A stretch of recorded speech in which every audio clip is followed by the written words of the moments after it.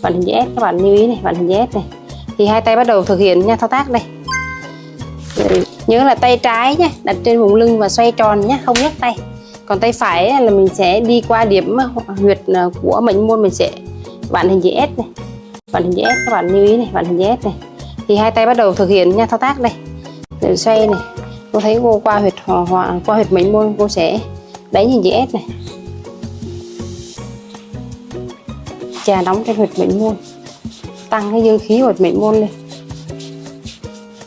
tập trung vào huyệt mệnh môn nha. Bạn làm trà nóng khi nào mà cảm giác tay mình ấm lên ấy, vùng da nóng ra lên nha.